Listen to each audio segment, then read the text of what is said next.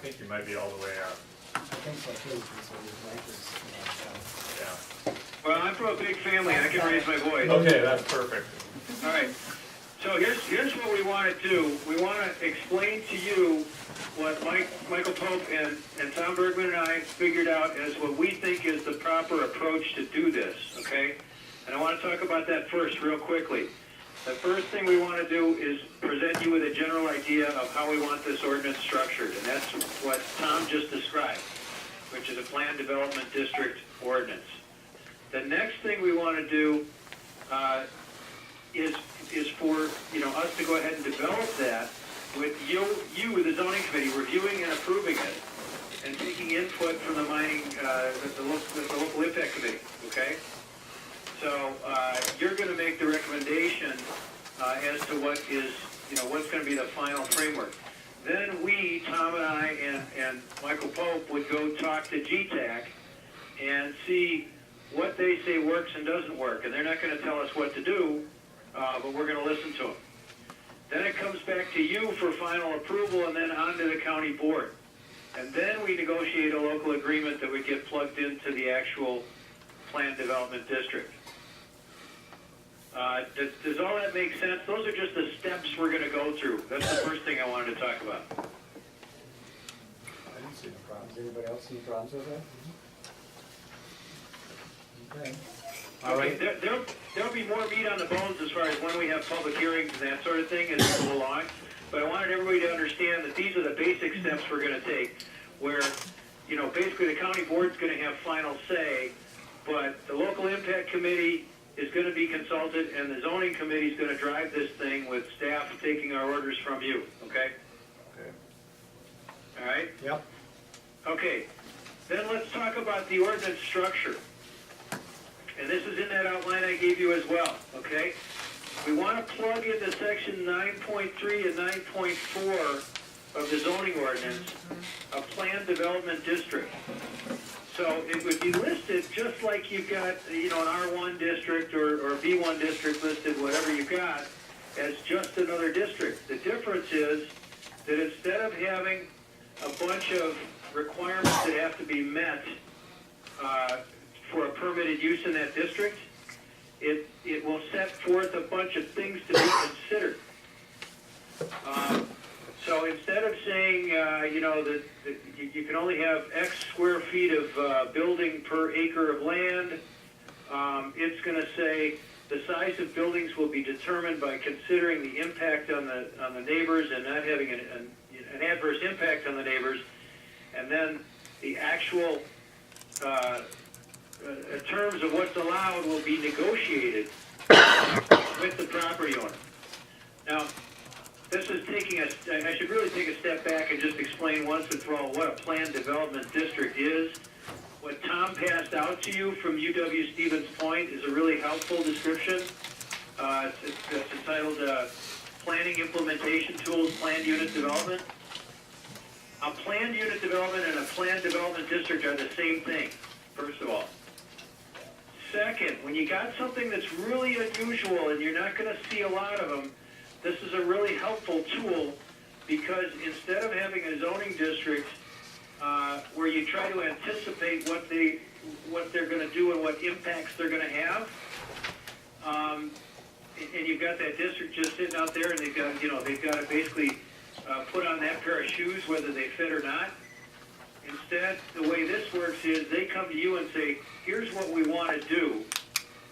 And then the zoning committee, together with staff, creates a zoning ordinance that fits just them and no one else. And that zoning ordinance then is required by law to protect the public and its interests and to address all the issues that might be of concern to the public. And at the same time, it gives you the ability to allow things that might not otherwise be allowed under your zoning code in exchange for them granting you other concessions somewhere else. Which is a long way of saying that it's a custom-made set of clothes for what they're proposing to do, as opposed to just having to take, the shoes off the rack, the jacket off the rack, okay? We're recommending it because it's the best way to address mining. And the ordinance we're proposing to do would have a list of factors that have to be considered and have to be addressed in the planned development district when you basically rezone the property GTAC wants to mine into a planned development district, and that planned development district has terms that are specific to what they want to do, and it's negotiated with us. So, and this has been done in the past. It was done with the Crandon mine, which, as you know, never got built, but the zoning was in place. The local agreement was done. It includes conditional use permits as well as a local agreement, all wrapped up into one planned development district. So you end up with a zoning ordinance that regulates them like legislation, and then a permit or several permits that you grant them, and then a contract that the local agreement is. So between all three, everybody knows exactly what's expected of them, okay? We have to be reasonable in negotiating the permit, otherwise we're taking their property. But at the same time, we can be very firm and ask for things, as long as there's a rational basis for it. We can ask for things that wouldn't otherwise be in our zoning ordinance. So it becomes a great way to have flexibility and get this thing done. The state and federal permits that are required would still be required. This doesn't take their place in any way, shape, or form. So, in the end, you've got a deal. Remember that the GTAC is going to sign this local agreement and agree to the planned development agreement. So, to get to that point, this is not an adversarial process. It's a process where we ask them to do things to help to protect Iron County and its people. And they ask us to do things to help them get their project off the ground. That sounds like a lot of mumbo jumbo, but do you get the whole concept about how this is a custom-made suit instead of something off the rack? Yes. I kind of agree with that it's going to be for us only. That's what I really want people to understand. Any questions? Any questions? Jim, it's probably fine if the mining impact committee members, if they have specific questions, you have to fill those as well. Yeah, because they're the next item on the agenda, so. Well, do you or do you not? No, I don't have any. Okay. Not this time. Okay. And Chris, I imagine things will come up as we move through the process too, and as always, if you guys have specific questions about this as we're moving forward, or you think about something as we're moving forward, you can contact me.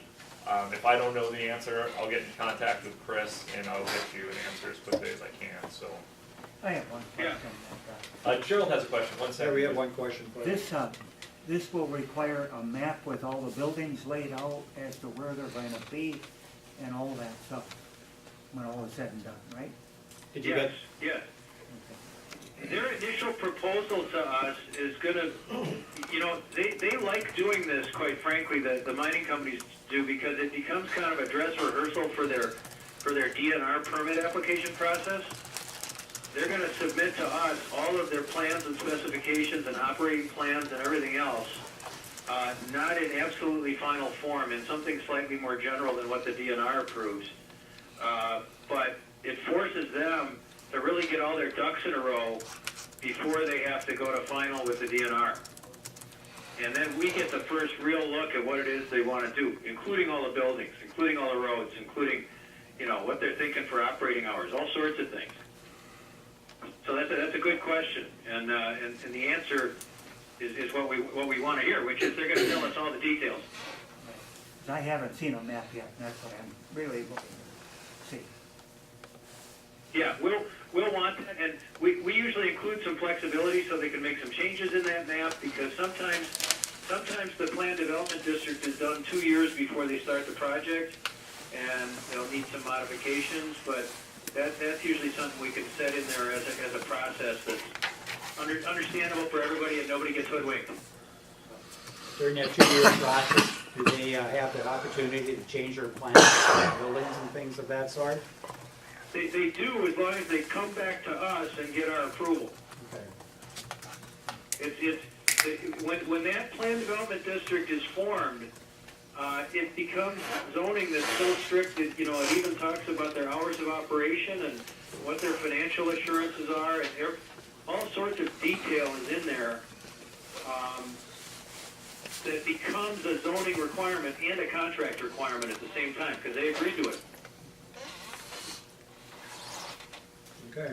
I have a question. Well, we do have a question.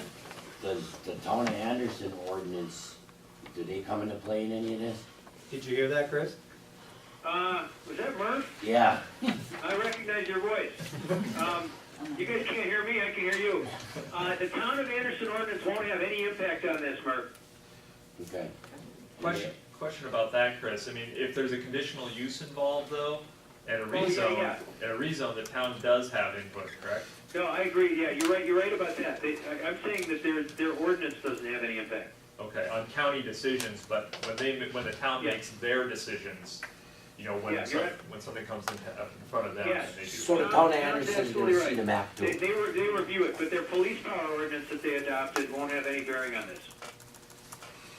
Thank you. Same with their blasting ordinance. So that conditional use permit would be just like any other conditional use permit. Yes, and just like the rezone petitions that go, because since Yeah. since it's going to be rezoned to this planned development district, the town will have an opportunity to make, you know, to Make a make recommendation. sure that it's in, you know, in compliance with their comprehensive plans, Right. so. Yeah, and,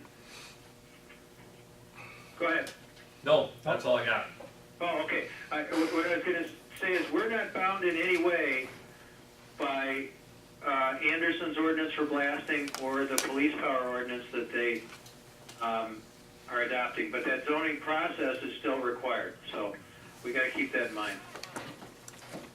I'm gonna add that to the memorandum, Tom, just so I don't forget. Okay. Is that it? Is that it for you, Chris? Yeah, I think that's all I've got to describe. If anybody, you know, has any questions, funnel them through Tom or through Jim, or even Michael Pope. But, you know, we're here to help you understand this process, and I think you'll agree when we're done that it was the right way to do it.